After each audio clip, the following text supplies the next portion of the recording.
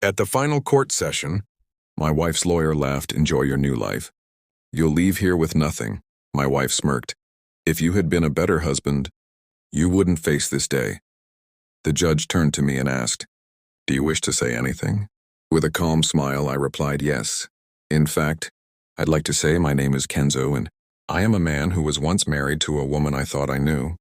This is the tale of how I lost everything to gain back what truly mattered."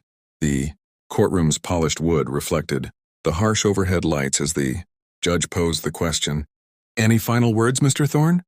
My former wife's lawyer snickered. "Enjoy starting over with absolutely nothing." Across the aisle, Julia lounged triumphantly, her red lipstick a stark contrast to her pale skin. The diamond necklace I had purchased for her glinted under the recessed lights. "You should have been a better husband," she muttered loud enough for the wound to sting. A bitter taste filled my mouth, but my pulse remained steady. This was a moment I had been preparing for. "Actually, yes," I said, rising from my seat. "I'd like to present one final piece of evidence. 6 months earlier, I had discovered a receipt.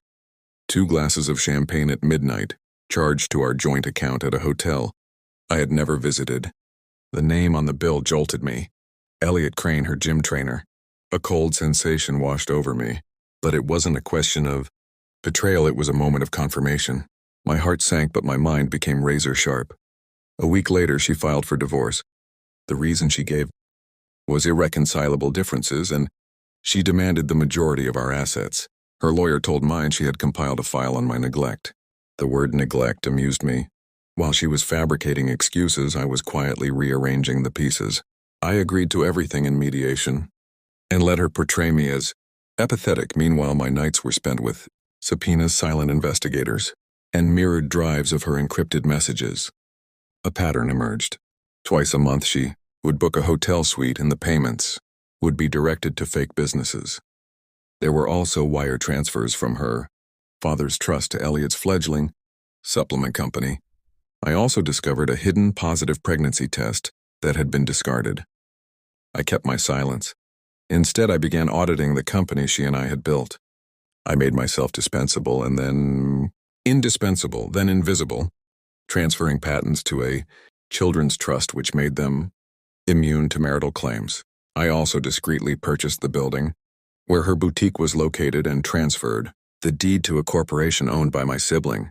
The rent tripled overnight. She complained, and I feigned sympathy.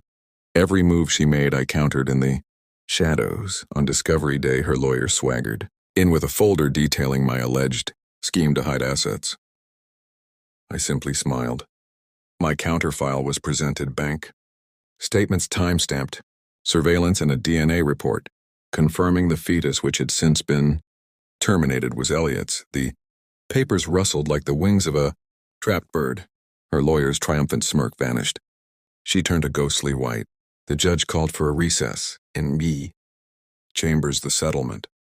Negotiations shifted from what I would forfeit to what she would have to return. She proudly refused. Pride is a dangerous thing. That was fine by me because the court record would be made public. So now I stood in the middle of the courtroom, holding Exhibit 47, a signed confession. Julia's signature was dated from 3 nights prior, drunkenly scrawled after Elliot had abandoned her for a richer social media star. It stated, "I falsified claims of abuse. I redirected marital funds. I coerced testimony." I handed it to the bailiff. A ripple of shock spread through the courtroom. Her lawyer lunged for the document or the door, it was unclear. The bailiff stopped him. "My wife finally spoke," I said. "You can't do this," she replied. "I already have," I stated, my voice calm and even. "The assets you attempted to seize now legally belong to the Thorne Children's Foundation. They are irrevocable. By your own demand, you sued a man who legally owns nothing." The judge reviewed the papers. His gavel fell. Case dismissed. The motion for sanctions was granted, and half of her estate was allocated to cover my legal fees. She collapsed into the chair that only moments ago had been her throne. Outside, snowflakes fell from the sky like indifferent confetti. Reporters swarmed, but I moved through them like a ghost. Freedom tasted pure, metallic, inevitable. There was no wedding ring on my finger, no remaining anger, just an empty space where a new future could blossom. I placed one final envelope into her lawyer's hand. It was the deed to her boutique with a foreclosure. Notice stapled behind it in the taxi. My phone vibrated. It was a message from Elliot asking her for rent money. I blocked the number.